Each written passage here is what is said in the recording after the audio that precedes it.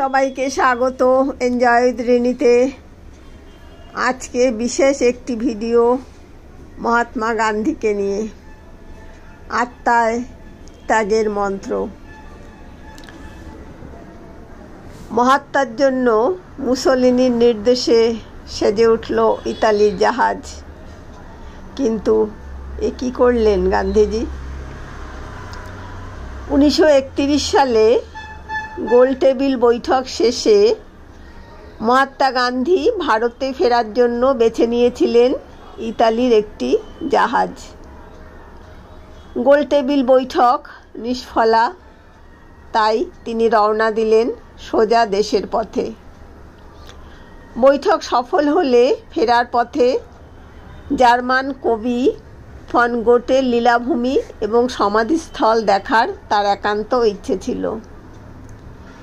সেখানে তীর্থযাত্রী হিসাবে শ্রদ্ধা জানিয়ে তবেই দেশে ফিরবেন এমন মনস্থ করে রেখেছিলেন। গান্ধীজি সেখানে না যেতে পারায় অবশ্য জার্মানরা বড় নিরাশ হয়েছিল। সে কাহিনী আপাতত থাক, বরং গান্ধীজির দেশে ফেরার বিবরণ নিয়েই আজকের কাহিনী।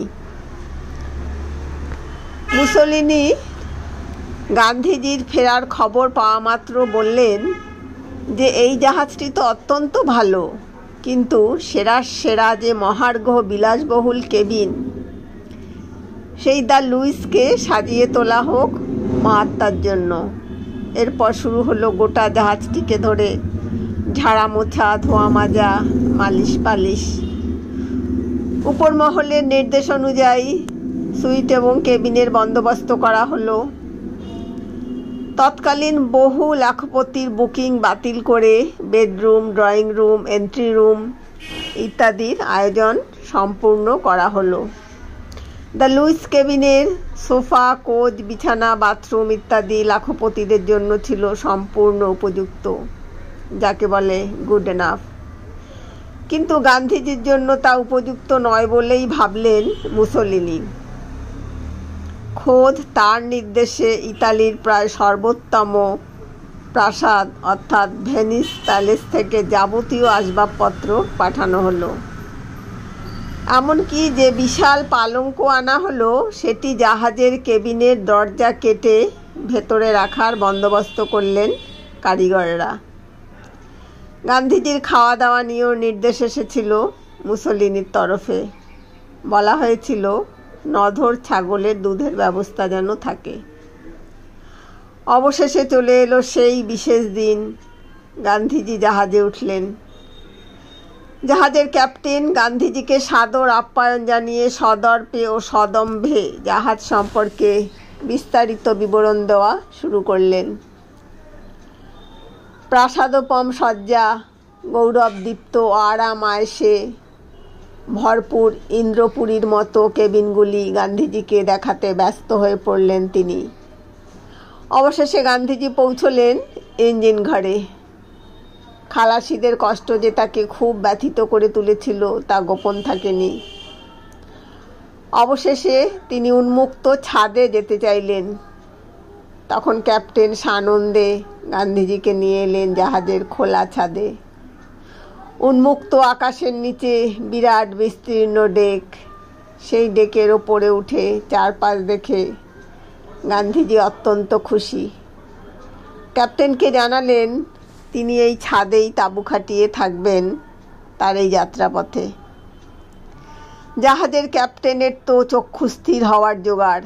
তাজ্জব ক্যাপ্টেন হাত পা ছুঁড়ে বলতে লাগলেন, অসম্ভব, বিলকুল অসম্ভব। ভূমধ্যসাগরে রাতে তাপমাত্রা নেমে যাবে শূন্যে।